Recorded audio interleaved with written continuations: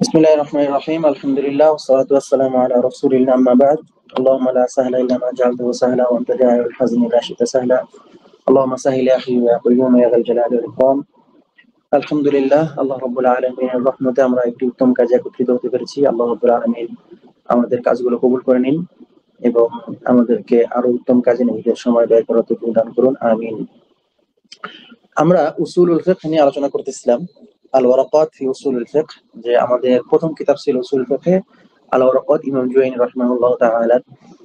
তো গত দার্সে আমরা গুরুত্বপূর্ণ কিছু কথা বলেছি, যে কেন আমাদের জন্য উসুল ফিকহ পড়া জরুরি, উসুল ফিকহ পড়ার ফায়দা কি, উসুল ফিকহ কাকে বলে, উসুল ফিকহ আহ কার জন্য পড়া জরুরি, এগুলো নিয়ে, এবং উসুল ফিকহের প্রাথমিক কিছু কথা।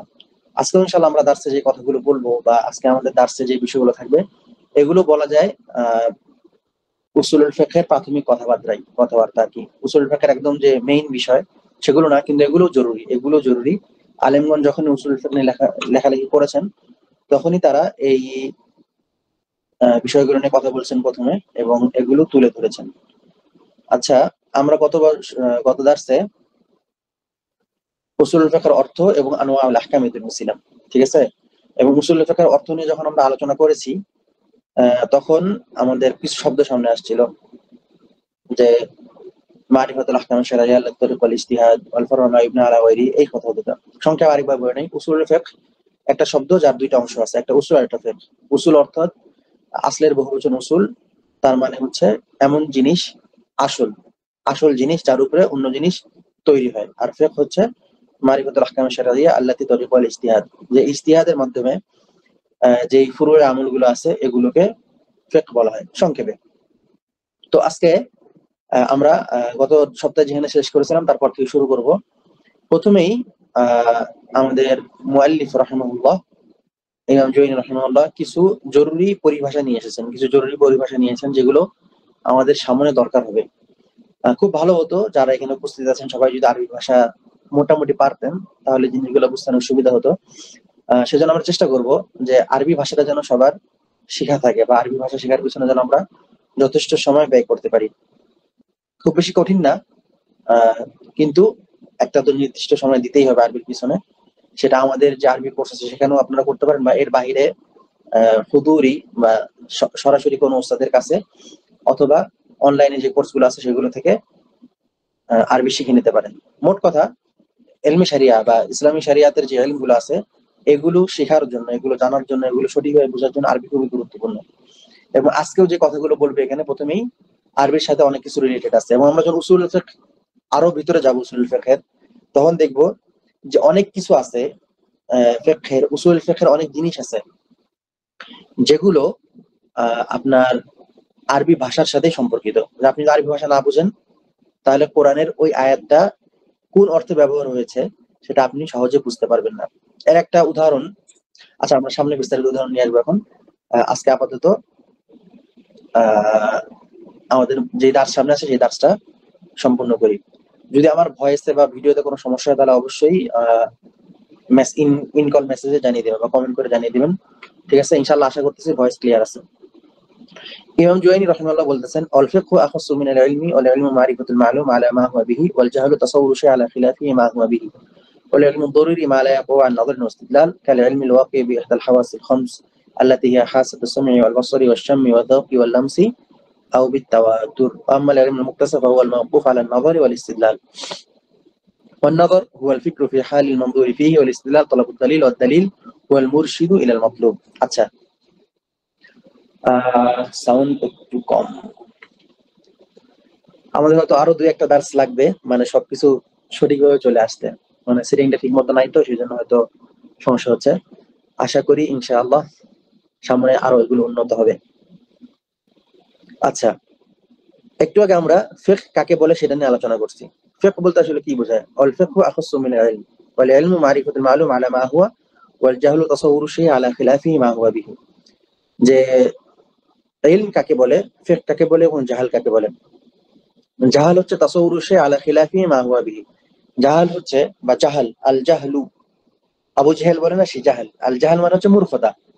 তো মূর্খতাকে, এখানে মূর্খতাকে কি অর্থ ব্যবহার হচ্ছে? তাসাউরুশে আলা খিলাফি মা হুয়া বিহি, যে কোনো জিনিসকে সেটা যেরকম, জিনিসটা আসলে যেরকম সেরকম না জেনে অন্য কিছু জানা। ধরুন যে আমরা জানি গাড়ি কি, গাড়ি হচ্ছে একটা বাহন যেটা 4 চাকা আছে, সেটা মানুষকে বিভিন্ন জায়গায় নিয়ে যায়, বিভিন্ন জায়গায় নিয়ে যায়, মানে গাড়ির মাধ্যমে মানুষ দ্রুত গতিতে এক জায়গা থেকে আরেক জায়গায় যেতে পারে, এটা হচ্ছে গাড়ি। কিন্তু আপনি যদি আজ থেকে 5-6 হাজার বছর আগে মানুষকে গাড়ি বলতেন, তাহলে কি তারা এটা বুঝতো আমরা এখন যেটা বুঝতেছি? বা ধরেন আজ থেকে 100 বছর আগে আপনি মানুষকে মোবাইল বললেন, যে মোবাইল, এখন আমাদের সামনে মোবাইলটা যেরকম একটা ইলম, আমরা জানি মোবাইল মানে কি সেটা আমরা জানি, একটা যন্ত্র যেখানে ইন্টারনেট ব্যবহার করা যায়, যেখানে কল করা যায়, যেখানে এই এই বহুত কিছু করা যায়। কিন্তু 100 বছর আগে মানুষ সেটা জানতো না। তো এই যে জানা এবং না জানা, ঠিক আছে, এটি হচ্ছে জাহাল এবং ইলম। ইলম কি, ইলম কাকে বলা হয়? মারিফাতুল মালউম, মারিফাতুল মালুম আলা মা হুয়া, মারিফাতুল মালুম আলা মা হুয়া, যে একটা জিনিস যেরকম সেভাবেই সেটাকে জানা, যেরকম সেভাবেই সেটাকে জানা। আমি যেন আপনাকে বলি ইফরংকে, ইফরংকে, আমার সামনে ধরেন কয়েকজন মানুষ আছে, আমি বললাম ইফরংকে, তো ইফরংকে অর্থ কি? কেউ কেউ জানেন আপনারা? কেউ জেনে থাকলে হাত তুলেন।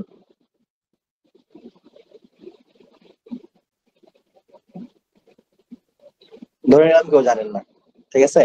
আচ্ছা, এই যে জানেন না, বা এটা যে কেউ জানে না, যারা জানে না তাদের কাছে এটা হচ্ছে জাহাল, মানে কি, না জানা বিষয়, বা এই বিষয়ে মূর্খতা। ইফরংকে মানে হচ্ছে উঠে চলে যাও, ঠিক আছে। অনেক আরব এটা বুঝবে না এই শব্দটা, আর যারা জানে তারা বুঝতেছে, হ্যাঁ এটা হচ্ছে ইলম এবং জাহালের পার্থক্য। ইলম এবং জাহালের পার্থক্য হচ্ছে এইটাই, যে ইলম মানে কি, আমরা একটা জিনিস সেটা যেরকম সেভাবে সেটাকে বুঝবো, এটাকে বলে ইলম। আর জাহাল হচ্ছে এমন জিনিস যে আমরা জানি না, জিনিসটা কি আসলে আমরা জানি না, এটাকে বলে হচ্ছে জাহেল। তো একজন মানুষ একই সাথে আলেম এবং জাহেল হতে পারে বিভিন্ন ক্ষেত্রে, ঠিক আছে। তো আর ফিকহ হচ্ছে আখাসসু মিনাল ইলম, ফিকহ হচ্ছে কি, ইলমের চেয়েও অধিক জ্ঞানকে ফিকহ বলা হয়। ফিকহ অর্থ জ্ঞান, ইলম অর্থ জ্ঞান, ঠিক আছে। কিন্তু ইলম অর্থ যে জ্ঞান এবং ফিকহ অর্থ যে জ্ঞান, ফিকহ অর্থ হচ্ছে অধিক জ্ঞানী, ফিকহ অর্থ হচ্ছে কি, অধিক জ্ঞানী। এখন আমাদের মুআল্লিফ রাহিমাহুল্লাহ ইলম কয় প্রকার সেগুলো নিয়ে আলোচনা করবেন। এগুলো কেন আলোচনা করতেছেন? আমাদের সামনে এই জিনিসগুলো লাগবে, সামনে এই জিনিসগুলো বিভিন্ন হুকুম আহকামের বেলায় আমাদের প্রয়োজন পড়বে, সেই জন্যই উনি আলোচনা করতেছেন। তো ইলম কয় প্রকার? আল ইলমু দরুরি মা লা ইয়াকাউ আন নাযারিন ওয়া ইসতিদলাল। ইলম হচ্ছে হয় দরুরি না হলে মুক্তাসাব। ইলম হচ্ছে হয় জরুরি অথবা মুক্তাসাব। দরুরি অথবা মুক্তাসাব। দরুরির বাংলা সহজ উচ্চারণ হচ্ছে জরুরি, আর হচ্ছে মুক্তাসাব। আচ্ছা, ইলমু দরুরি কি? মা লা ইয়াকাউ আন নাযারিন ওয়া ইসতিদলাল, যেটা জানার জন্য দলিল খুঁজতে হয় না, যেটা জানার জন্য দলিল খুঁজতে হয় না, বুঝতে হয় না, মানে সবাই জানে। ধরেন যে আগুন যে গরম, এটা কি আপনারা কেউ জানেন? আচ্ছা, আশা করি সবাই জানেন। কেউ যদি না জানেন তাহলে হাত তুলতে পারেন। আশা করতেছি সবাই জানেন। আচ্ছা, এটা যে আগুন যে গরম, এটা আপনারা কোন থিসিসের মাধ্যমে জানতে পারছেন? মানে কেউ কেউ থিসিস পড়ে, রিসার্চ করে এটা জেনেছেন, নাকি এমনিতেই জানেন যে আগুন গরম?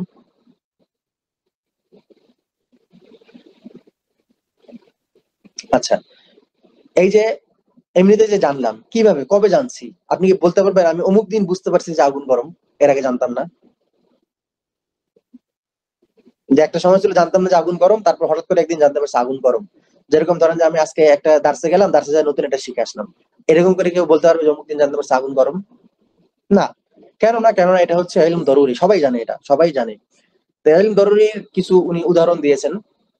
কাল ইলমুল ওয়াকি বিইহদাল হাওয়াসিল খামসি, যে ইলম দরুরি কোনগুলো, মানে প্রথমে উনি তারিফ দিচ্ছেন, মানে ব্যাখ্যা করছেন। ইলম দরুরি হচ্ছে যে জিনিসগুলো জানার জন্য, বোঝার জন্য নাযর অথবা ইস্তিদলাল লাগে না, মানে খোঁজাখুঁজি করতে হয় না, থিসিস পড়তে হয় না, দার্স নিতে হয় না, কিছু করতে হয় না, মানুষ এমনিতেই জানে। তো উদাহরণস্বরূপ যে জিনিসগুলা মানুষ তার শোনা, দেখা, ঘ্রাণ, স্বাদ, বা লামস, ধরার মাধ্যমে বুঝতে পারে, অথবা বিত্তাওয়াতুর। আচ্ছা, আমেরিকা নামে যে একটা দেশ আছে, এটা আপনারা কিভাবে জানেন? কেউ দেখছেন আপনাদের মধ্যে, কেউ আমেরিকা দেখছে সরাসরি চোখে?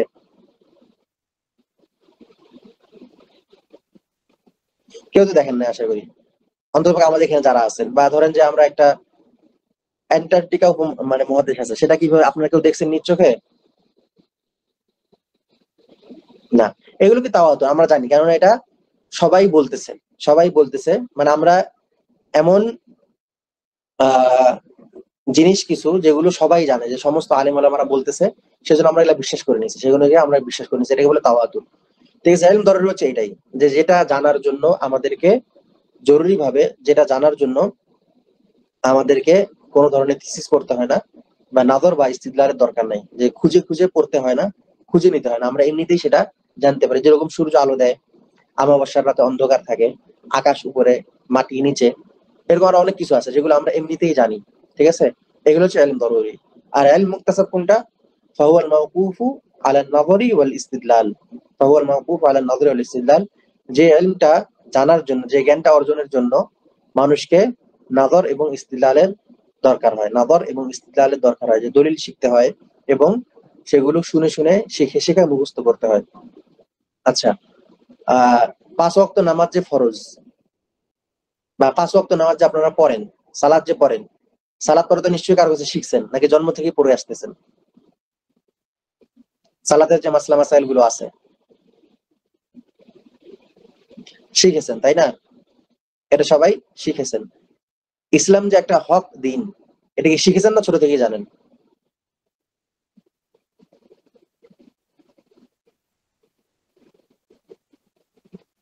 ছোট থেকেই জানেন, কেউ আসে আলাদা ভাবে শিখাইতে হয় না আপনাদেরকে। সেজন্য আপনাদের জন্য এটা হচ্ছে ইলম দরুরি। ঠিক আছে, আচ্ছা। والنظر هو الفكر في حال المنظور فيه، والاستدلال طلب الدليل، والدليل هو المرشد الى المطلوب। আচ্ছা, আমরা একটু আগে কয়টা শব্দ বারবার বলতেছিলাম, যে নাযর এবং ইস্তিদলাল। নাযর মানে কি? হুয়াল ফিকরু ফি হালিল মানযুরি ফিহি, যে নাযর হচ্ছে কোন একটা বিষয় নিয়ে চিন্তা ভাবনা করা, কোন একটা বিষয় নিয়ে চিন্তা ভাবনা করা। আর ইস্তিদলাল কি?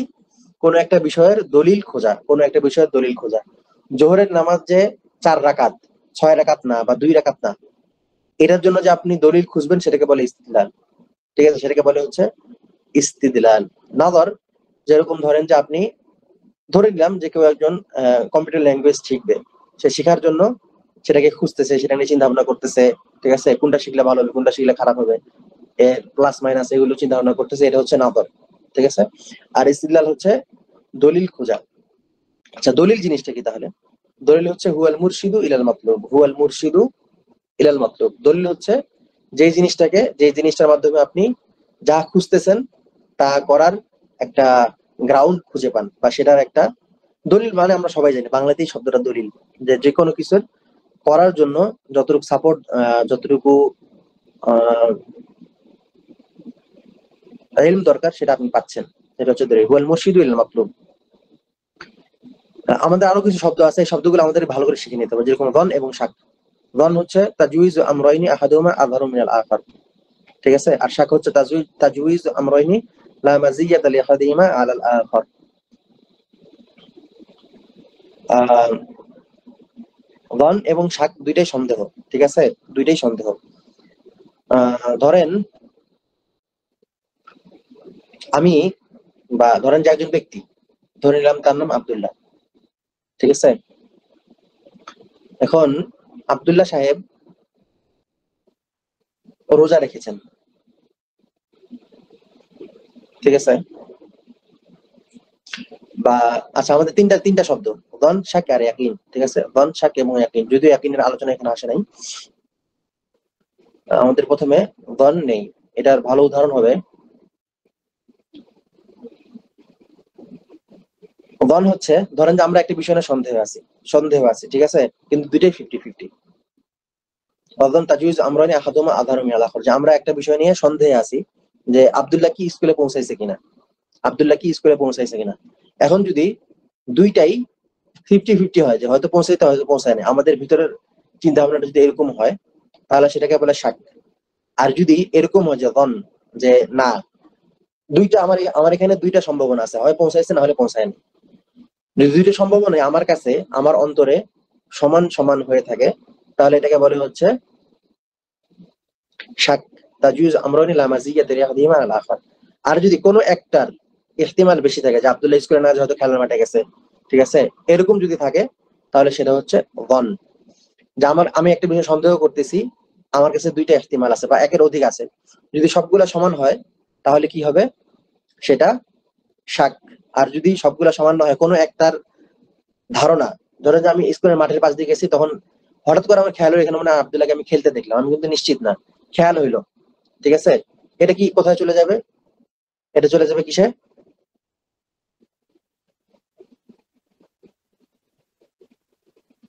দন্নে, যে হইতে পারে, হইতে পারে। যদি আমার কোনো একটা ইহতিমাল বা কোনো একটা সম্ভাবনা বেশি হয়, ঠিক আছে, তাহলে সেটা দন। যদি দুই সমস্ত সম্ভাবনা সমান হয়, তাহলে সেটা হচ্ছে শাক। আর যদি আমি বিষয়টা স্পষ্ট জানি, যে আমি স্পষ্ট আমার চোখে দেখলাম যে আব্দুল্লাহ খেলতেছে, তাহলে সেটা হচ্ছে ইয়াকিন, ঠিক আছে? তাহলে আমাদের কাছে তিনটা জিনিস, দন, শাক, ইয়াকিন। ইয়াকিন হচ্ছে যেটা আমি স্পষ্ট ভাবে জানবো। দন হচ্ছে যেটাতে আমার সন্দেহ আছে, কিন্তু আমার যতগুলো ইহতিমাল আছে, যতগুলো সম্ভাবনা আছে, তার মধ্যে কোনো একটা অন্যগুলোর চেয়ে বেশি, ঠিক আছে? বা কোনো একটার পার্সেন্টেজ অন্যগুলোর চেয়ে বেশি, অথবা কিছু পার্সেন্টেজ অন্যগুলোর চেয়ে বেশি। আর শাক হচ্ছে যদি সবগুলার অবস্থান সমান হয়। আচ্ছা, তাহলে আমাদের ইনশাআল্লাহ এই শব্দগুলো সামনে কাজে দিবে। জরুরি কিছু শব্দ শিখলাম, যে ইলম দরুরি কাকে বলে, ইলম মুকতাসাব কাকে বলে, আহ নাযর কি, ইস্তিদলাল কি, দলিল কি, দন কি এবং শাক কি, এর সাথে ইয়াকিন কি। তাহলে ইলম দরুরি, ইলম মুকতাসাব, নাযর, ইস্তিদলাল, দলিল, দন, শাক, এই সাতটা শব্দ আজকে আমরা নিলাম। শব্দগুলো আবার নিয়ে নিই। ইলম দরুরি বলতে এমন জিনিসকে বোঝানো হয়, ইলম দরুরি বলতে এমন জিনিসকে বোঝানো হয় যেগুলো জানার জন্য আমাদেরকে আলাদাভাবে নাযর অথবা ইস্তিদলাল করতে হয় না, ঠিক আছে? নাযর মানে কি, একটা বিষয় নিয়ে চিন্তা ভাবনা করা। ইস্তিদলাল মানে কি, কোনো একটা কিছু দলিল খুঁজে বের করা, ঠিক আছে? নাযর ইস্তিদলাল করতে হয় না। আর ইলম মুকতাসাব কাকে বলে, যে জিনিসটা জানার জন্য আমাদের নাযর এবং ইস্তিদলালের দরকার হয়। নাযর কাকে বলে, কোনো একটা বিষয় নিয়ে চিন্তা ভাবনা করা, খোঁজা। আর দলিল কাকে বলে, ইস্তিদলাল কাকে বলে, কোনো একটা জিনিসের দলিল খুঁজে বের করা, ঠিক আছে? আচ্ছা, ইলম মুকতাসাব বললাম কি নাযর এবং ইস্তিদলালের দরকার হয়, নাযর এবং ইস্তিদলালের অর্থ নিলাম। দলিল কাকে বলে, যে জিনিসটা আমাকে আমার কাঙ্ক্ষিত উদ্দেশ্যে পৌঁছাতে সাহায্য করবে, এটাকে বলে কি, দালিল। এটাকে বলে কি, দালিল। আহ এরপর আমাদের কাছে তিনটা শব্দ আসলো, ইয়াকিন, দন এবং শাক। ইয়াকিন হচ্ছে যে বিষয়ে আমি শতভাগ নিশ্চিত। দন হচ্ছে আমার কোনো একটা বিষয় সন্দেহ আছে, ঠিক আছে, কিন্তু আমার কাছে সামনে যতগুলো ইহতিমাল বা সম্ভাবনা আছে, তার মধ্যে একটা অন্যগুলোর চেয়ে বেশি, বা কিছু বিষয় অন্য বিষয়গুলোর চেয়ে আমার ইয়াকিন বেশি বা ধারণা বেশি। আর শাক হচ্ছে আমার কোন একটা বিষয় সন্দেহ আছে, কিন্তু এটার সবগুলো বিষয়, মানে যতগুলো ইহতিমাল আছে, যতগুলো সম্ভাবনা আছে, সবগুলোই সমান।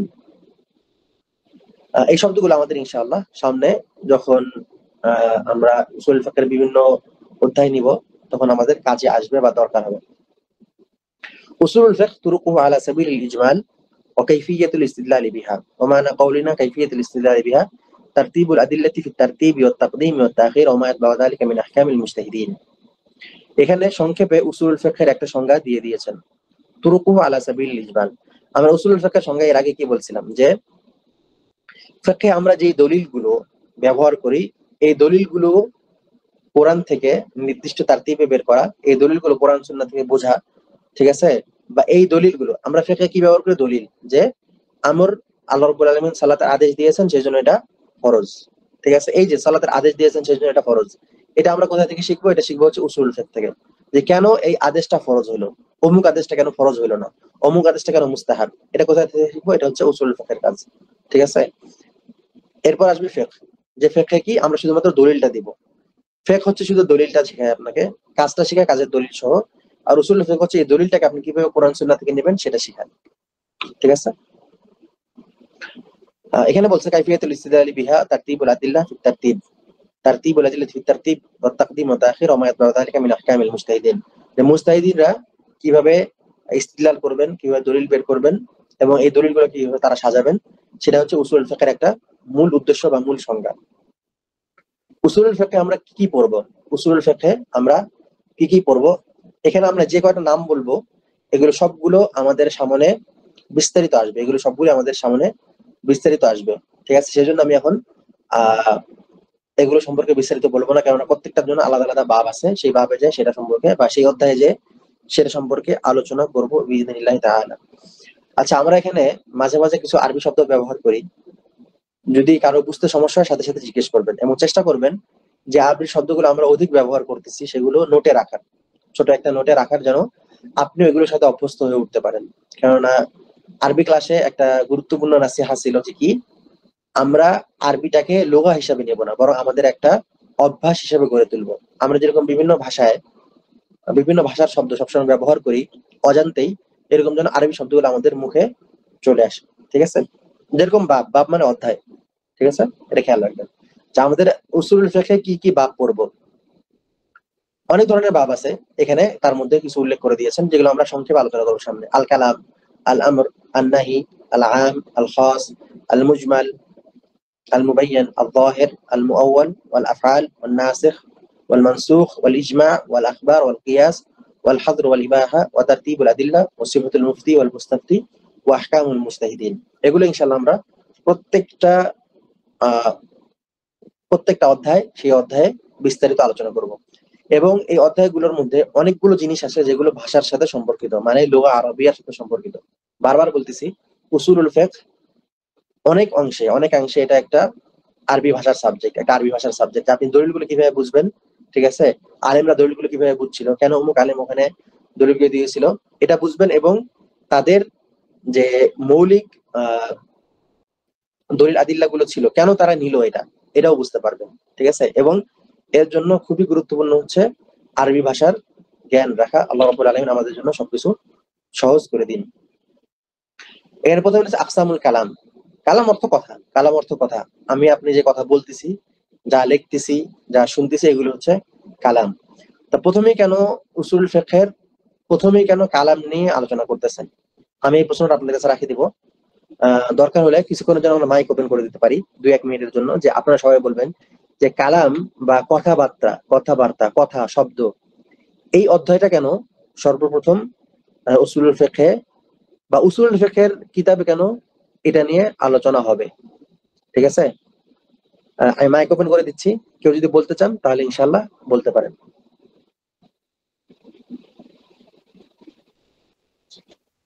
জি, সিকান্দার ভাই বলেন যে উসুল আসসালামু আমাদের কিন্তু আলাইকুম রাহমাতুল্লাহ। এটা উসুলুল ফিকহের প্রথমে কেন কালাম নিয়ে আলোচনা আসলো? জি, এটা এরকম এই জন্য হতে পারে যে আহ, আমরা যেটা মূল দলিল নিয়ে আলোচনা করব, হয়তোবা সেটা কোনো কালামুল্লাহ অথবা আল্লাহ রাসূল সাল্লাল্লাহু আলাইহি ওয়াসাল্লামের কথা অথবা কোনো ইমামের কথা। তো এই জন্য কথাটাই তো প্রথম মূল বিষয় এখানে, এই জন্য হতে পারে। জি, জাযাকাল্লাহু খাইর, মাশাআল্লাহ, বারাকাল্লাহু ফিকুম। যে কালাম নিয়ে এখানে এই জন্য প্রথমে আলোচনা আসছে যে আমরা যেই জিনিসগুলো হ্যান্ডেলিং করবো, উসুল ফিকহে যে জিনিসগুলো নিয়ে আমরা নড়াচড়া করব, সবগুলো হচ্ছে কালাম। হয় সেটা আল্লাহ রাব্বুল আলামিনের কালাম কোরআন অথবা রাসূলুল্লাহ সাল্লাল্লাহু আলাইহি ওয়াসাল্লামের সুন্নাহ। ঠিক আছে? সেজন্য প্রথমেই কালাম কোন জিনিসটা, যে আপনি যদি বুঝতে চান দলিল কি, তা দলিলগুলো যেহেতু কালাম, সেহেতু উনি প্রথমেই কালাম নিয়ে আলোচনায় এসেছেন। আচ্ছা, আমাদের আরেক ভাই মানে সম্ভবত বলবেন কিছু, 1 মিনিট ওনারটা নিয়ে তারপর আমরা। জি ভাই, আমাদের কি নাম, মাহবুবুর রহমান ভাই, বলেন। আসসালামু আলাইকুম উস্তাদ। ওয়ালাইকুম আসসালাম। জি যে কালাম নিয়ে আমাদের কথা বলার মেইন রিজনটা হচ্ছে, যেহেতু আমাদের শরীয়তের দলিল হচ্ছে দুইটা, একটা হচ্ছে কি কোরআন এবং আরেকটা হচ্ছে সুন্নাহ। তো কোরআন বলতে আসলে আসলে কালামুল্লাহ, আল্লাহ সুবহানাহু ওয়া তাআলার বাণী। আর হচ্ছে হাদিসটা হচ্ছে রাসূল সাল্লাল্লাহু আলাইহি ওয়াসাল্লামের বাণী। তো সুন্নাহ যেহেতু আমরা ফলো করি, হাদিসটারে করে মেইনটেইন করে বা ফলো করি, সেহেতু রাসূল সাল্লাল্লাহু আলাইহি ওয়াসাল্লামের বাণী এবং আল্লাহর বাণী। তো এই দুইটা বাণী নিয়ে আসলে আমাদের শরীয়তের যে আসলে মূল দলিল আর কি, এই জন্য। জি জি, মাশাআল্লাহ, সুন্দর বলছেন, জাযাকাল্লাহু খাইর। এটা হচ্ছে মূল কথা। যেহেতু আমরা যা নিয়ে আলোচনা করব, যে দলিলগুলো সবই কালাম, সেজন্য কোন কালাম কিরকম, এই কালামের ধরন কোনটা কি, সেটা আমাদের খুবই জরুরি প্রথমেই সেটা ঠিক করে নেওয়া, যাতে পরবর্তীতে আমাদের এই জিনিসগুলো বুঝতে সুবিধা হয়। আচ্ছা, উনি প্রথমে বলছেন আকসামুল কালাম, যে কালাম কি। আমরা যদি নাহর কিতাব থেকে নিয়ে আসি বা ছোট কোনো কিতাব থেকে একটা ছোট্ট কালামের নিয়ে আসি আর কি, তারিফ নিয়ে আসি বা সংজ্ঞা নিয়ে আসি, সেটা হচ্ছে আল কালাম হুয়াল লাফযুল মুরাক্কাবুল মুফিদু বিল ওয়াদা। ঠিক আছে? কালাম বলা হয় যে লাফজ হবে, ঠিক আছে, মুরাক্কাব এবং মুফিদ, এই তিনটা মৌলিক শর্ত বিল ওয়াদা। যে আরবি ভাষায় কালাম বলা হয় এমন জিনিস যেটা একের অধিক শব্দ হবে অথবা একের অধিক শব্দের আহ অর্থ দান করবে। ঠিক আছে? আল কালাম হুয়াল লাফযুল মুরাক্কাবুল মুফিদ, এবং সেটা মালফুজ হইতে হবে, অর্থাৎ সেটা মুখ দিয়ে বের হতে হবে, ইশারার মাধ্যমে বোঝা যেতে পারে। আচ্ছা, মানে আমরা এটা বিস্তারিত যাব না, এখানে যতটুকু আছে ততটুকুর মধ্যে থাকা সম্ভব ইয়া করবো। তারপরেও দেখি, ধরেন কেউ একজন এরকম করলো, এটা কি কালাম? মানে মাথা দিয়ে এরকম করে ইশারা করছে, এটা থেকে কিছু বোঝা গেল কি? যদি কেউ হঠাৎ করে এরকম এরকম করে। আচ্ছা, এখন আমরা মেসেজে বলবো ইনশাল্লাহ। দাসের শেষে আবার ইনশাল্লাহ মাইক ওপেন করে দিব।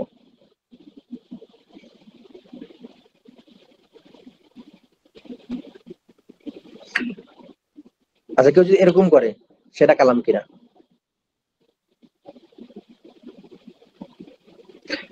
তারপরে আসতেছি, তাহলে আমরা কিতাবে ফেরত আসি। فأما أقسام الكلام فأقل ما يتركب منه الكلام اسمان أو اسم وفعل أو اسم وحرف أو حرف وفعل। যে সর্বনিম্ন কালাম যদি আমরা কোনো কিছুকে বলতে চাই, কোনো বাক্যকে বলতে চাই, তাহলে সর্বনিম্ন সেখানে দুইটা শব্দ থাকতে হবে। সর্বনিম্ন কি? দুইটা শব্দ থাকতে হবে। সেই দুইটা শব্দ কি কি হবে? আরবি শব্দ 3 প্রকার: ইসিম, ফেল, হারফ। আমরা এগুলো ইনশাআল্লাহ আমাদের আরবি ভাষার ক্লাসে বিস্তারিত পড়বো। কিন্তু আরবি হচ্ছে 3: নাউন, আর সম্ভবত ফেল হচ্ছে ভার্ব, আর হচ্ছে হার্ফ, এটাকে সম্ভবত প্রোনাউন এখানে কিছু একটা বলে আর কি। এটা বিস্তারিত আমরা ইনশাআল্লাহ আরবি ক্লাসে নেব। কিন্তু আমরা যদি কোনো কিছুকে কালাম বলতে চাই বা কথা বলতে চাই, তাহলে সেটাকে সর্বনিম্ন দুইটা শব্দ হতে হবে, অথবা দুইটা শব্দের অর্থ দেয় এরকম হতে হবে। যেরকম আমি কাউকে জিজ্ঞেস করলাম, তুমি কি খেয়েছো? তখন সে বললো হ্যাঁ। সে যখন হ্যাঁ বললো, তাহলে তো আমরা বুঝে নিয়েছি কি হ্যাঁ আমি খেয়েছি। তো এখানে যদি শব্দ একটাও হয়, তাও সে আর কি যে শব্দের উচ্চারণ করছে সেটা একটা পরিপূর্ণ অর্থ প্রদান করছে দুইটা শব্দের। ঠিক আছে? তাহলে আমাদের সর্বনিম্ন কি, যদি কোনো কিছু কালাম বলতে চাই বা কথা বলতে চাই, সেটাকে দুই শব্দ অথবা এমন কোনো এক শব্দ হতে হবে যেটাতে দুই শব্দে দুই শব্দের কি অর্থ প্রদান করে। ওয়াল কালামু ইয়ানকাসিমু ইলা আমরিন ওয়া নাহিন ওয়া খাবারিন ওয়া ইস্তিখবার ওয়া ইয়ানকাসিমু আইদান ইলা তামান্নিন ওয়া আরদিন ওয়া কাসাম। এখানে শব্দগুচ্ছ বা বাক্যগুলো কিরকম হতে পারে তার কিছু উদাহরণ দিয়েছেন উনি। যেরকম আমর মানে আদেশ, নাহি মানে নিষেধ, খবর মানে হচ্ছে কোনো কিছু জানানো, ইস্তিখবার মানে হচ্ছে কোনো কিছু জানতে চাওয়া, তামান্নি আর কাসাম, এরকম অনেক কিছু আছে। কিন্তু এখানে আমরা একটা গুরুত্বপূর্ণ জিনিস শিখে নেই। আরবি ভাষায় যে আমাদের শব্দগুলো থাকবে, এটাকে আমরা 4 ভাগে বিভক্ত করব। ঠিক আছে? 4 ভাগে বিভক্ত করব। যত ধরনের কথা আছে, প্রথম হচ্ছে 2 ভাগে বিভক্ত করি, তারপর 4 ভাগ। হয় এটা ইনশা না হলে খবর, হয় এটা ইনশা না হলে খবর। ঠিক আছে? এগুলো আপনারা খেয়াল রাখবেন, আমি লিখে দিচ্ছি তাহলে সুবিধা হবে।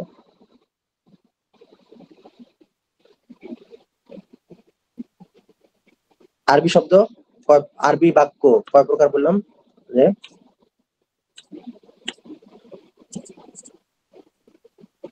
আরবি বাক্যগুলো, আচ্ছা মুখেই বলে আগে। আরবি বাক্য 2 প্রকার। প্রথমে একটা হচ্ছে আহ ইনশা, আরেকটা হচ্ছে খবর। ইনশা আরেকটা হচ্ছে খবর। ইনশা এবং খবর। ইনশা এবং খবর। ঠিক আছে? ইনশা এবং খবর। ইনশা কাকে বলে? যেটা আপনি নতুন ভাবে শুরু করতেছেন, যেটা আপনি নতুন ভাবে শুরু করতেছেন সেটাকে কি বলবে? ইনশা। যেরকম আপনি একজন আদেশ দিলেন, তুমি পানি খাও, তুমি দরজাটা বন্ধ করো, তুমি আসো, তুমি যাও, এগুলো বলে ইনশা। ঠিক আছে? আর খবর হচ্ছে এমন কি জিনিস যেটা সত্যি হতে পারে, মিথ্যা হতে পারে, সত্যি হতে পারে, মিথ্যা হতে পারে।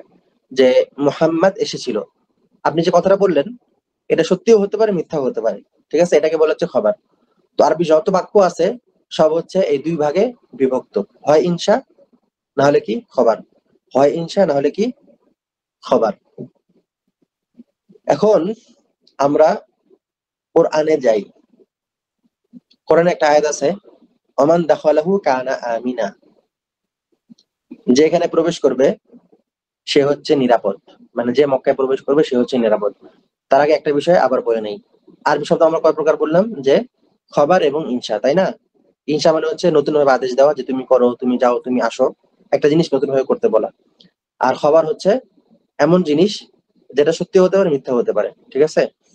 তো এটা হচ্ছে সাধারণ কথার ক্ষেত্রে, কিন্তু আল্লাহ রাব্বুল আলামিনের কিতাব সবকিছু যা আছে এখানে সত্যি, এখানে কোনো মিথ্যার কিছুই থাকবে না। ঠিক আছে?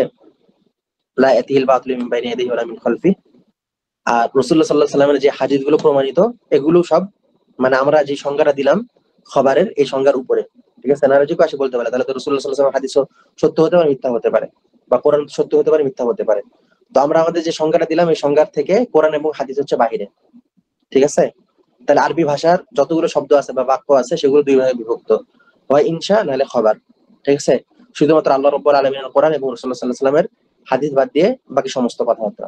আচ্ছা, কোরআনে এখন আছে ওমান দাখালাহু কানা আমিনা, যে মক্কায় প্রবেশ করবে সে নিরাপদ।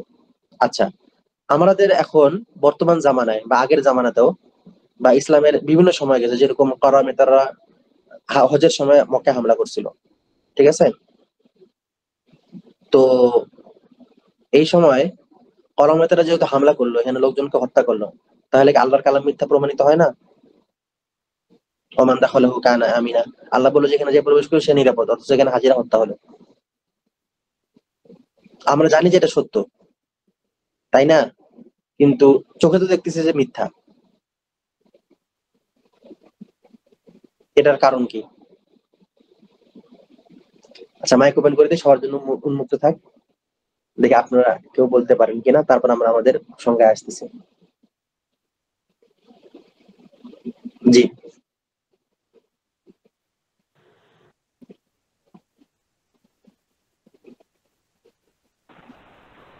কেউ যদি বলতে চান তাহলে হাত তুলেন। রাজীব ভুঁইয়া, জি ভাই। রাজীব ভাই, জি রাজীব ভাই বলার উস্তাদ। পর ইনশাল্লাহ রাকিব ভাই বলবেন।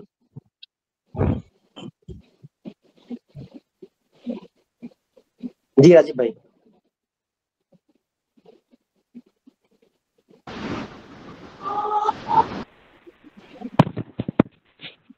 আসসালামু আলাইকুম রহমতুল্লাহ। হুজুর, ওই যখন তো ওই আয়াতটা তো নাজিল হওয়ার পূর্বের ঘটনা হলে তো মানে এটা সত্য মিথ্যা এটা যাচাই আয়াত নাযিলের পরের ঘটনা, ঠিক আছে?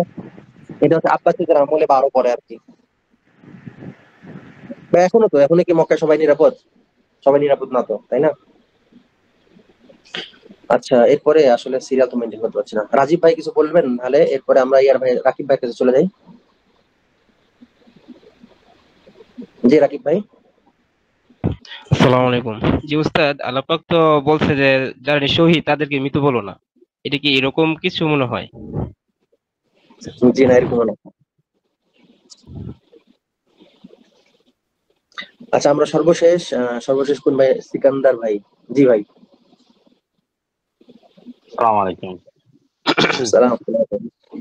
আহ জি ফামান দাখালাহু কানা আমিনা, এটা তো আল্লাহর পক্ষ থেকে একটা নিরাপত্তা পত্রের মতো, যে যে এটার ভিতরে প্রবেশ করলো তাকে নিরাপত্তা দেওয়া হলো। এখন এটা আল্লাহর যে সমস্ত বান্দারা আল্লাহর হুকুম হাকাম মেনে চলবে তাদের উপরে এটা মানে ফলো করা প্রয়োজন, যে যে কেউ এটার ভিতরে প্রবেশ করবে তাকে যাতে নিরাপত্তা দেওয়া হয়। এটা ব্যাপারটা এরকম। এখন যদি কেউ আহ, সেটা না মানে এবং এটা সীমা লঙ্ঘন করে, এবং এটারও হয়তো বা কিছু এক্সেপশন আছে, যেরকম কেউ যদি ওখানে যদি আগে যদি কেউ ওখানে যুদ্ধ শুরু করে তাহলে তাকে হত্যা করা যাবে। এটা এখানে একটা এরকম একটা আয়াত আছে যে যদি এখানে তোমাদের হত্যা করা হয় তাহলে ফাকতুলুহুম, এরকম। তো নিরাপত্তাটা আসলে একদম শর্তহীন ভাবে না। আহ, যারা কিছু কিছু বিষয়ের ক্ষেত্রে এটা খাস, যে এই বিষয় যদি এখানে এসে প্রবেশ করে তাহলে মুসলিমরা যারা আল্লাহর আদেশের অনুগত তাদের মানে গভর্নমেন্টস কে বা স্টেটস কে বা ব্যক্তি পর্যায়ে বলা হচ্ছে তুমি এখানে তার উপরে প্রতিশোধ গ্রহণ করবা না। এটা আল্লাহর পক্ষ থেকে আমাদেরকে একটা আদেশের মতো আর কি, বা মুসলিম হুকুমের উপর একটা আদেশের মতো। কিন্তু এটা মাশাআল্লাহ, এক্সেপশন সিকান্দার আছে ভাই আর কি। আপনার উত্তরটা খুব কাছাকাছি দিয়ে গেছে, ঠিক আছে? আচ্ছা ইনশাআল্লাহ, আচ্ছা মানে আচ্ছা আচ্ছা আপনার উত্তর এখন পর্যন্ত সবচেয়ে কাছাকাছি গেছে, যদিও হয়নি। আচ্ছা আচ্ছা। আচ্ছা, জি। জাযাকাল্লাহ খাইর। আচ্ছা, এরপরে রিয়াজুল ইসলাম ভাই।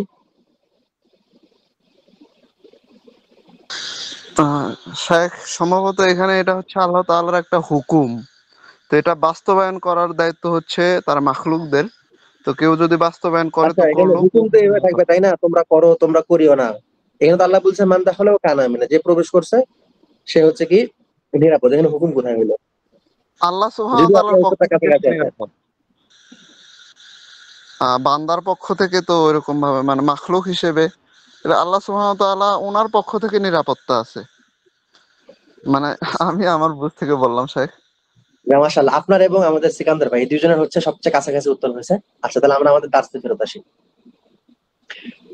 আমরা প্রথমে বলে নিয়েছিলাম কি আরবি শব্দ প্রাথমিকভাবে আরবি বাক্যগুলো দুই ভাগে বিভক্ত এবং এরা মৌলিকভাবে চার ভাগে বিভক্ত হবে আর কি।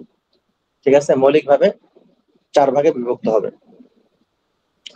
আহ খুব সংক্ষেপে বলে দেই, আমরা কি বললাম? ইনশা এবং খবর, তাই না? ইনশা এবং খবর। তো আমরা যদি আরবি ভাষার দিকে তাকাই, ঠিক আছে, ইনশা দুই ভাগে বিভক্ত, খবরও দুই ভাগে বিভক্ত। মানে ইনশা ধরনের যে বাক্যগুলো আছে সেগুলো দুই ভাগে বিভক্ত, খবর ধরনের যে বাক্যগুলো আছে সেগুলো কি দুই ভাগে বিভক্ত। তো আমরা খবরের দিকে দেখি যে খবর অনেক সময় কি হয়, আল্লাহ তো খবর অল মানা ইনশা, ইনশা ইয়াতুল মানা, ঠিক আছে, ইনশা ইয়াতুল্লাহ খবর ইয়াতুল মানা, অথবা খবর ইয়াতুল্লাহ ইনশা ইয়াতুল মানা। যে কিছু কিছু জায়গা আছে, এগুলো কিন্তু আমরা আমাদের মন করা কথা বলতেছি না, এগুলো আরবি ভাষায় আছে। যে কোরআন নাজিল হওয়ার পূর্বেও আরবদের যে কবিতাগুলো ছিল, আরবদের যে কথাবার্তাগুলো লিপিবদ্ধ হয়েছে, ঠিক আছে, এগুলো এগুলোর মধ্যেই আমরা এই জিনিসগুলো দেখতে পাই, এগুলোর মধ্যে আমরা জিনিসগুলো দেখতে পাই। তো ওমান দাখালাহু কানা আমিনা, এই আয়াতটা তাহলে কোন অংশ মানে কোন ভাগের মধ্যে পড়বে?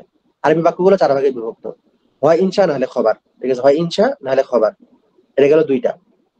এরপরে ইনশা হইতে পারে যে লাফজটা হচ্ছে ইনশা কিন্তু অর্থটা হচ্ছে খবর, ঠিক আছে, অর্থটা হচ্ছে খবর, অথবা আহ লাফটা মানে শব্দগুলো হচ্ছে খবর কিন্তু অর্থটা হচ্ছে ইনশা। তো আমাদের ওমান দাখালাহু কানা আমিনা, এটার শব্দগুলো হচ্ছে খবরের মতো, মানে শব্দগুলো যেভাবে সাজানো আছে সেটা হচ্ছে কি জুমলা খবরিয়া, যে এটা একটা খবরের মতো।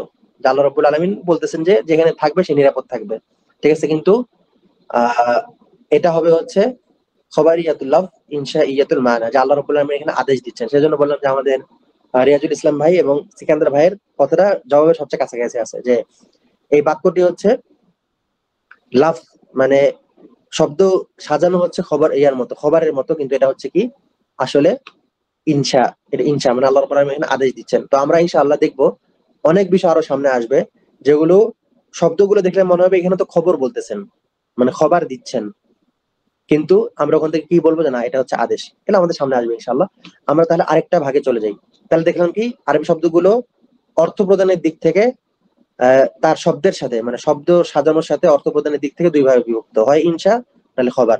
এটা আবার কি ইনশাও হতে পারে যে ইনশার যে অর্থটা আসবে এটা হয় খবর ইয়া হবে নাহলে ইনশা ইয়া হবে। আবার খবরের যে শব্দগুলো আসবে এটাও হয় ইনশা হবে নাহলে খবর হবে।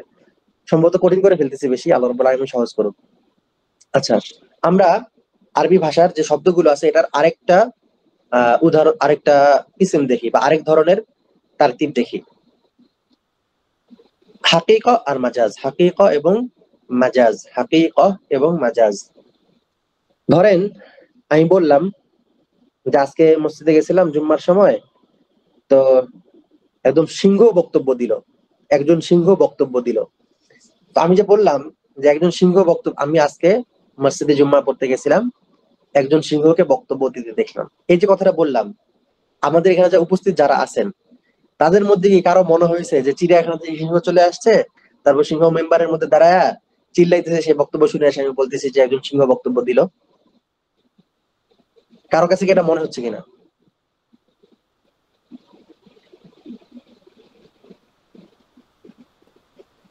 হ্যাঁ না কিছু একটা জানেন?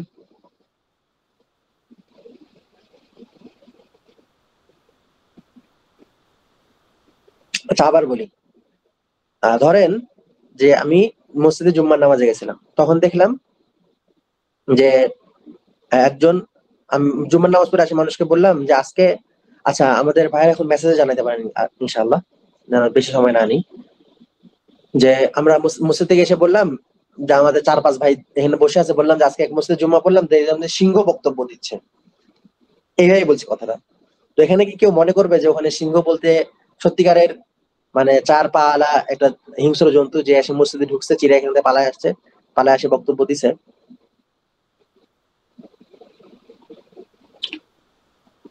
আচ্ছা মাইক ওপেন করে দিছি। আচ্ছা রিমোট জি নিয়ে বলেন। উস্তাদ, না চ্যাট বক্সটা ওপেন করে দিলে তাহলে ওপেন না, বলা ওপেন যাবে। না সেটা শেখ, মানে জি চ্যাট ইজেন্ট অ্যাভেলেবল আর কি লেখা এসেছে আর কি উস্তাদ, এই জন্য আর কি হচ্ছে লেখা যায়নি। চ্যাট কি বন্ধ?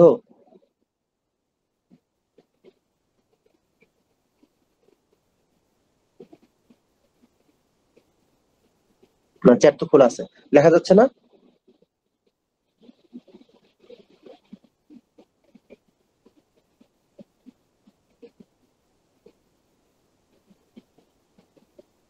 আচ্ছা এখন দেখা যাবে ইনশাআল্লাহ। না তাহলে উস্তাদ, চ্যাট খুলে দিচ্ছি, জি জি এখন খোলা মানে আছে। এটা mistake বন্ধ হয়ে গেছে, হ্যাঁ।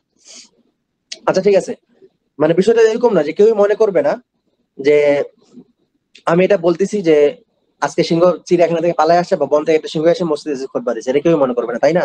মনে করার কারণ নেই, সবাই এটাই মনে করবে যে একজন বীর পুরুষ, ঠিক আছে, একজন বীর পুরুষ খুতবা দিচ্ছে, সেটা আমি শুনেছি এবং সেটা বলতেছি। আচ্ছা আমি যে কথা বললাম যে সিংহ, আমি তো বলতে পারতাম যে বীর পুরুষ, তাই না? এই যে পার্থক্যটা করলাম, এই যে পার্থক্যটা করলাম, এটাকে বলা হচ্ছে মাজাজ আর হাকিকা। মাজাজ আর হাকিকা, যে হাকিকা হচ্ছে আমি যে শব্দগুলো বলতেছি, ঠিক আছে, মা বাকিয়া ফিল ইস্তেমালি আলা মাওদুইহি। আমি যদি বললাম, আমি যদি বলি এখন যে একটা সিংহকে দেখলাম ছাগলকে ছিঁড়ে বিড়ে খাচ্ছে, ছিন্ন বিচ্ছিন্ন করে খাচ্ছে, তখন আপনারা কি মনে করবেন? যে একজন সাহসী মানুষ, একজন সাহসী মানুষ ছাগলকে কাঁচা অবস্থায় ছিঁড়ে মেরে খাচ্ছে, নাকি একটা আসলে সিংহ ছাগল খাইতেছে? কি মনে করবেন, সিংহ খাইতেছে না মানুষ খাইতেছে?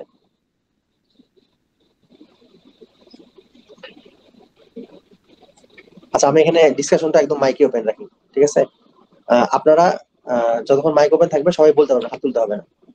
যেহেতু আমি প্রশ্ন উত্তরের মতো করতেছি, মাইক ওপেন করে রাখলাম, সবাই বলতে পারেন, এখন কথা বলা তোমার জন্য অনুমতি দেয়, হাত দিতে হবে না। ধরেন আমি যখন বলছি যে মেম্বারে খুতবা দিচ্ছে, একটা সিংহ খুতবা দিচ্ছে, তখন আপনারা মনে করে নিলেন যে এটা একজন খুব সাহসী পুরুষ, সাহসী কথাবার্তা বলছে। আবার যখন বললাম যে একটা সিংহ কি বলে, একটা সিংহ ছাগলকে ছিঁড়ে ছিঁড়ে খাচ্ছে, তখন মনে করলেন যেন ওটা আসলে সিংহ। এই যে পার্থক্যটা, এই পার্থক্যটা মানে পরের বার আপনি কি মনে করছেন যদি কেউ বলে যে একটা সিংহ ছাগলকে ছিঁড়ে খাচ্ছে, তখন আপনারা কি মনে করবেন, আসল সিংহ না মানুষ, সাহসী মানুষ? আসলে তখন কিন্তু সিংহ হয় ছাগলকে খাচ্ছে এটা মনে করো, কিন্তু খুদবার সময় তো কোন সিংহ খুদা দেওয়া যায় না, মানুষের দেওয়া যায়। তার মানে বুঝবো যে সিংহ একটা খুদবা দিচ্ছে, তার মানে একটা আসলে একটা বুর পিরুষে খুদবা দিচ্ছে, এটা বুঝবো। হইতে পারে না সিংহ মেম্বারে উঠছে, মানে আপনি চিন্তা করেন সিংহ মেম্বারে উঠছে, উঠে গর্জন করতেছে, এটা কি সম্ভব না? গর্জন করতে খুদবা মানে তো একটা কথা বলা বা বক্তব্য দেওয়া, সিংহ তো বক্তব্য দেওয়ার মতো না, ভাষা নেই এরকম। সিংহ তো সুন্দর ভাষায় খুতবা দিচ্ছে, আপনার আমার সমস্যা, আমরা ভাষা বুঝি না, আমরা সিংহর ভাষা শিখলে আমরাও বুঝতাম। সেটা সম্পর্কে জানা ওস্তাদ, তাইলে আর মুসল্লি থাকবে না, সবাই পালায়া যাবে। হইতে পারে যে আমরা মানে মেম্বারের চারপাশে খাতা দিয়ে রাখছি যেন সিংহ মানুষের উপর আক্রমণ করতে না পারে, বা সিংহটা ফ্রেন্ডলি, সে আসলে মানুষের গোস্ত খায় না, সে শাকসবজি খায় থাকে। অসম্ভব কি?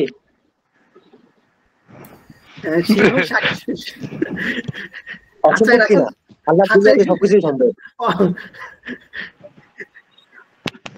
আচ্ছা এই যে এই পার্থক্যটা, এটাই হচ্ছে হাকিকা এবং মাজাজ। আপনারা দেখবেন মানে এখন সোশ্যাল মিডিয়াতে এইসব নিয়ে খুব আলোচনা হয়, মাইকটা আবার অফ করে দিচ্ছি, ঠিক আছে? হাকিকা এবং মাজাজ নিয়ে। হাকিকা এবং মাজাজ সহজ ভাষায় যদি ব্যাখ্যা করতে চাই, হাকিকা আর মাজাজ কি? হাকিকা হচ্ছে আমি যে শব্দটা ব্যবহার করতেছি, সেই শব্দটার আসল যে অর্থ আছে সেই অর্থেই ব্যবহার করতেছি, ঠিক আছে? এটা হচ্ছে হাকিকা।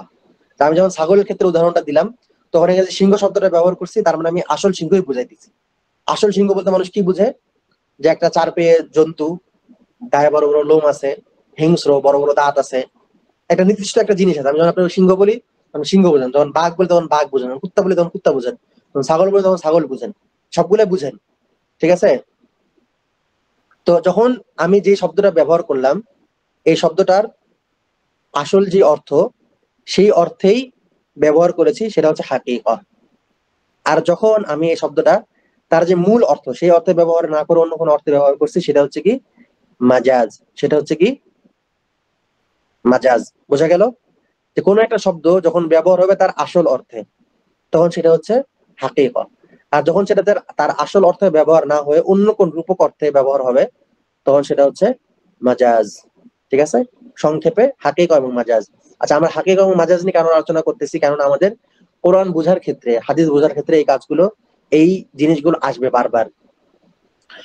এরপর হাকিকা এবং মাজাজ নিয়ে উনি বিস্তারিত আলোচনা করছেন। আমরা ইনশাআল্লাহ এই আলোচনাটা এড়িয়ে যাব, কারণ এটা অতিরিক্ত আলোচনা। আমরা ইনশাআল্লাহ সামনে যখন বিস্তারিত দার্স দিব, যখন ইনশাআল্লাহ আমাদের সাথে এমন ভাইরা থাকবেন যারা আরবি ভাষায় কিছুটা পারদর্শী, তাদেরকে নিয়ে তখন আমরা এটা নিয়ে বিস্তারিত আলোচনা করব যে মাজাজের ধরন কি কি, হাকিকার ধরন কি কি। ঠিক আছে, কারণ এখন এটা আলোচনা করলে হয়তো অনেকেরই মাথার উপর দিয়ে যাবে, সেজন্য আমি এখন এটা নিয়ে বেশি আলোচনা করব না। কিন্তু আমাদের যে মূল মেসেজ বা মূল দার্সের যে মূল অংশ, সেটা খেয়াল রাখতে হবে যে কি হাকিকা অর্থ যখন শব্দটি তার মূল অর্থে ব্যবহার হবে, সেটা হচ্ছে হাকিকা। আর মাজাজ অর্থ যখন শব্দটি তার মূল অর্থে ব্যবহার না হয়ে দ্বিতীয় অন্য কোনো অর্থে ব্যবহার হবে। আচ্ছা, যদিও আমি এই বিস্তারিত আলোচনা করবো না, কিন্তু তারপর আরবি এবারটা পড়ে যাচ্ছে ইনশাআল্লাহ তাআলা। فالحقيقة ما بقي في الاستعمال على موضوعه، وقيل ما استعمل فيما اصطلح عليه من المخاطبة، والمجاز ما تجاوز عن موضوعه. فالحقيقة إما لغوية وإما شرعية وإما عرفية، والمجاز إما يكون بزيادة أو نقصان أو نقل أو استعارة. আচ্ছা, এখানে হাকিকার কয়েকটা ধরন এখানে উল্লেখ করছে, এটা তাও একটু বলে দেই যে লুগাউইয়া, শারঈয়া, উরফিয়া। যে হাকিকা হতে পারে সেটা ভাষা থেকেই হাকিকা, ভাষাগত দিক থেকে। যেরকম সিংহ যখন আমি বলি, এটা হচ্ছে ভাষাগত দিক থেকে হাকিকা। আচ্ছা, আমি যদি সলাত বলি, ভাষাতে সলাত হচ্ছে দোয়া। তো আল্লাহ রাব্বুল আলামিন দিনে 5 বার সলাত পড়তে বলছেন। কেউ যদি দোয়া পড়ে, হ্যাঁ, বসলো 5 মিনিট আল্লাহ রাব্বুল আলামিন দোয়া করলো, এটা কি হবে? তার কি সালাত মকবুল হবে? এটা হবে না। কেন হবে না? কারণ শরীয়ত যখন সলাত বলছে, তখন শরীয়ত এটার কি একটা আলাদা অর্থ দিয়ে দিছে, যে কি তাকবীর দিয়ে শুরু করতে হবে, ফাতিহা পড়তে হবে, আরেকটা সূরা পড়তে হবে, সানা পড়তে হবে, রুকুতে যাইতে হবে, রুকুতে উঠতে হবে, সেজদায় যাইতে হবে, সেজদায় উঠতে হবে। ঠিক আছে, তো হাকিকা হতে পারে সেটা ভাষাগত দিক থেকে, আবার হতে পারে সেটা শরীয়তের দিক থেকে, হতে পারে সেটা ওরফের দিক থেকে। এই জিনিসটা খেয়াল রাখবেন। না হলে যে কেউ তো আসে বলতে পারে যে ভাই সলাত মানে তো দোয়া, আমি যে কোনো ভাবে দোয়া করলেই তো হইলো। এবং হাস্যকর বিষয়, মানুষজন এটা বলেও। আচ্ছা, এরপর المجاز بالزياده مثل قوله تعالى كمثله والمجاز بالنقصان مثل قوله واسأل القرية، والمجاز بالنقل كالغاية فيما يخرج من النص، والمجاز بالاستعارة كقوله جدارا يريد ان ينقض। আচ্ছা, এরপরে আমরা ইনশাআল্লাহ সামনের দার্সে আমাদের এরপরের যে ফাসল বা এরপরের যে অধ্যায়, সেখানে যাব আল আমর মানে আদেশ। আল আমর মানে হচ্ছে আদেশ। ঠিক আছে, এটা ইনশাআল্লাহ আমরা সামনের দার্সে নিব। আজকের দার্সে আমরা কি কি নিলাম সেটা একটু রিভাইজ দিয়ে নেই। আজকের দার্সে আমরা গত দার্সের মুরাজা আনিছি এবং আবওয়াব উসুলুল ফিকহের কি কি অধ্যায় আমাদের সামনে আসবে সেগুলো নিয়েছি। তো আমাদের উসুলুল ফিকহের অধ্যায়গুলো এখানে যেগুলো উল্লেখ করছেন, আল কালাম ওয়াল আমরু ওয়ান নাহি। তো আমরা প্রথমেই কালাম নিয়ে নিলাম আজকে। কালামে আমরা কি কি বিষয় আলোচনা করছি, যে কালাম কয় ধরনের, কালাম জিনিসটা কি। কালাম হচ্ছে কথা। কথা সর্বনিম্ন 2টা শব্দ দিয়ে, সর্বনিম্ন 2 শব্দ হতে হবে, অথবা এমন এক শব্দ হতে হবে যা দিয়ে 2 শব্দের অর্থ দেয়, মানে একটা পরিপূর্ণ অর্থবহ কথা। কেন আমরা কালাম নিয়ে আলোচনা করলাম এখানে উসুলুল ফিকহে? এটা তো আমাদের কোনো ভাষার সাবজেক্ট না, তারপর কেন আলাপ করলাম? কেননা আমরা সামনে আল্লাহর কিতাব এবং রাসূলুল্লাহ সাল্লাল্লাহু আলাইহি ওয়াসাল্লামের সুন্নতের নিয়ে আলোচনা করবো, যে আমাদের দলিলগুলো হয় আল্লাহর কিতাব নয় রাসূলুল্লাহ সাল্লাল্লাহু আলাইহি ওয়াসাল্লামের সুন্নাত, এগুলো সবগুলো হচ্ছে কালাম। সেজন্য আমাদের কালামের কিছু বিষয় জানা দরকার। তো এখানে মুআল্লিফ রাহিমাহুল্লাহ বা আমাদের লেখক রাহিমাহুল্লাহ যেগুলো আলোচনা করছেন, এগুলো সমস্ত আলোচনার একটা ছোট্ট অংশ। শুধুমাত্র উনি গুরুত্বপূর্ণ জিনিসগুলো দিকে ইশারা দিয়ে গিয়েছেন। উনি যেসব বিষয়ের দিকে ইশারা দিচ্ছেন, যে ধরন যেরকম আমর, নাহি, খবর, ইস্তিখবার। তো আমরা এর সাথে আরেকটা জিনিস উল্লেখ করছি, যেটা হচ্ছে কি ইনশা এবং খবর। ইনশা এবং খবর। এরপর উনি আরেকটা বিষয় উল্লেখ করছেন, সেটা হচ্ছে হাকিকা এবং মাজাজ। হাকিকা অর্থাৎ যে শব্দটি তার মৌলিক যে অর্থ ছিল সেই অর্থেই ব্যবহার হয়েছে, সেটা হচ্ছে হাকিকা। আর মাজাজ হচ্ছে একটা শব্দ যখন তার মৌলিক অর্থে ব্যবহার না হয়, কোন রূপক অর্থে ব্যবহার হয়। তো ইনশাআল্লাহ আল্লাহ রাব্বুল আলামিন আমাদেরকে তৌফিক দান করলে সামনের দার্সে আমরা আমর থেকে শুরু করব। যদি আপনাদের কারো এই দার্স বা এর আগের দার্স সম্পর্কে বা উসুল ফিকহ সম্পর্কে উমুমান কোনো প্রশ্ন থাকে, তাহলে ইনশাআল্লাহ এখন করতে পারেন। আমরা স্বাভাবিকভাবে বলার সময় যখন বলছি যে যেহেতু আমরা শরীয়তের উৎস নিয়ে আলোচনা করব, যেটা হয়তো বা কোরআন অথবা হাদিস, তো এইটার ব্যাপারে কি কোনো ক্লাসে আলোচনা অলরেডি হয়ে গেছে যে শরীয়তের উৎস শুধু কোরআন এবং হাদিস, বা মানে আমরা কি ইজমা বা কিয়াস এগুলোকে উল্লেখ করব, বা কেউ কেউ উল্লেখ করছেন এই বিষয়টা একটু? আচ্ছা, আমি প্রশ্নটা বুঝিনি, আরেকবার যদি কষ্ট করে বলতেন খুব ভালো হতো।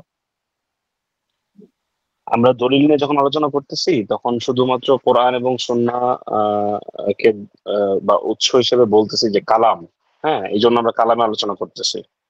কিন্তু এটা নিয়ে কি কোনো ক্লাসে আলোচনা হয়েছে যে শরীয়তের উৎস কেন শুধু এই দুইটা, বা কেন ইজমা বা কিয়াস না, বা ওটা ওই জিনিসগুলার জায়গা কোথায়, এটা নিয়ে কি কোনো আলোচনা অলরেডি হয়ে গেছে?